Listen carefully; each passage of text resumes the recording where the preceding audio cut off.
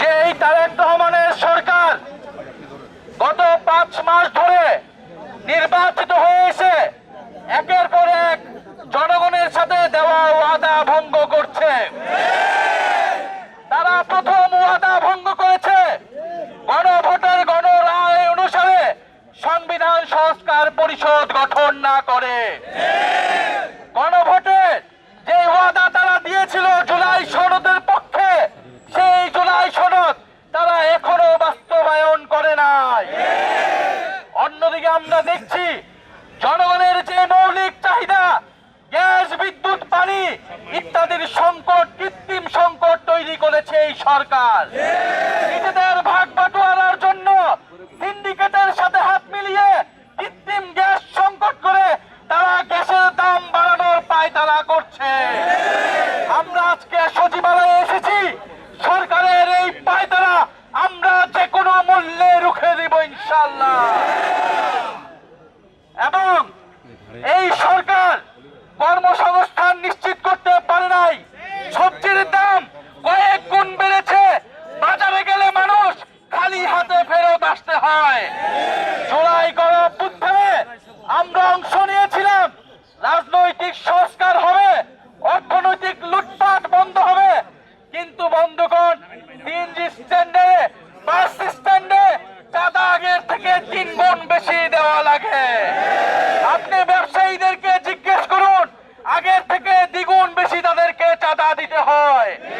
একদিকে ট্যাক্স প্রশাসনের লোকেরা গিয়ে চাঁদা নেয়, একদিকে দলীয় প্রশাসনের লোকেরা গিয়ে চাঁদা নিচ্ছে। এই হচ্ছে দেশের পরিস্থিতি। এই পরিস্থিতিতে আমরা দেখতে পাচ্ছি বিশ্ববিদ্যালয়গুলোতে ছাত্রদের উপরে, সাধারণ শিক্ষার্থীদের উপরে, বিরোধী মতের উপরে সরকার দলীয় ছাত্র সংগঠনের দমন পীড়ন, নির্বাচিত ছাত্র সংসদ নেতৃবৃন্দদের উপরে হামলা করা হচ্ছে, একযোগে সকল ক্যাম্পাস দখলদারিত্ব করার চেষ্টা করা হচ্ছে। আমরা এই ধরনের আচরণের সাথে পরিচিত এবং এই ধরনের আচরণ আসলে জনগণের পক্ষ থেকে কি করতে হয় সেটার সাথেও আমরা পরিচিত। ফলে তারেক রহমানকে বলে দিতে চাই, আজকে আমরা সচিবালয়ের দ্বার প্রান্তে এসেছি, প্রয়োজন হলে আপনার বাসভবনের দিকেও যাব, জাতীয় সংসদের দিকে যাব, প্রধানমন্ত্রীর কার্যালয়ের দিকেও যাব, কিন্তু জনগণের যে নিত্য প্রয়োজনীয় অধিকার, সেই অধিকারের সুরক্ষা আমরা নিশ্চিত করব ইনশাআল্লাহ।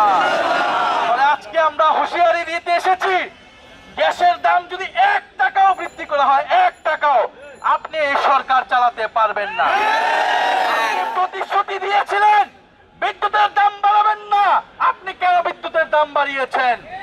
আপনি প্রতিশ্রুতি দিয়েছেন কর্মসংস্থান করবেন, দ্রব্যমূল্যের দাম বাড়াবেন না, আপনি এখন দ্রব্যমূল্যের দাম বাড়াচ্ছেন। এসব পায়তারা চলবে না, এসব মুনাফিকগিরি বাংলাদেশে করতে দেওয়া হবে না। ফলে আমরা আজকে এসেছি শান্তিপূর্ণ আন্দোলন, আমরা শান্তিপূর্ণভাবে এখন অবস্থান কর্মসূচি করছি। এই আমলারা, দুর্নীতিবাজ আমলারা, শেখ হাসিনার সময় আমরা দেখেছি এরা কিভাবে দুর্নীতি লুটপাটের সাথে জড়িত ছিল। অন্তর্বর্তী সরকারকে ওরা কাজ করতে দেয় নাই এবং এই তারেক রহমানের দুর্নীতিবাজদের সাথে হাত মিলিয়ে এরা জনগণের বিরুদ্ধে অবস্থান নিয়েছে সবাই। আমরা খুবই স্বাভাবিকভাবে বিরোধী দলের পক্ষ থেকে আমরা আমাদের মৌলিক দাবিগুলো জানাতে এসেছি শান্তিপূর্ণভাবে, নিয়মতান্ত্রিকভাবে, কিন্তু তারা এখন পর্যন্ত না সেটাই প্রমাণ করলো যে এই সরকার জনগণের কোনো দাবিকে তোয়াক্কা করে না। জনগণের দাবিকে তারা তোয়াক্কা না করে তাহলে তাদের পরিণতি কি হবে এটা আমরা 24 সালে দেখে নিয়েছি। ফলে আমরা বলবো এখনো সময় আছে, জনগণের প্রতি দেওয়া ওয়াদা পূরণ করুন, গণভোটের গণরায় বাস্তবায়ন করুন, গ্যাস এবং বিদ্যুতের সরবরাহ নিশ্চিত করুন, দ্রব্যমূল্য নিয়ন্ত্রণ করুন এবং দেশের আইন শৃঙ্খলা, এই যে স্বরাষ্ট্রমন্ত্রী বড় বড় কথা বলে বেড়ায়, সংবিধান সংশোধনের কথা বলে বেড়ায়, অথচ আইন শৃঙ্খলার পরিবেশ ঠিক করতে পারে না। মন্ত্রণালয়ের খোঁজ নাই, কিন্তু সংবিধান নিয়ে পড়ে আছে, একটু পরিবর্তন নিয়ে বড় বড় কথা বলে, আর বাংলাদেশে কোন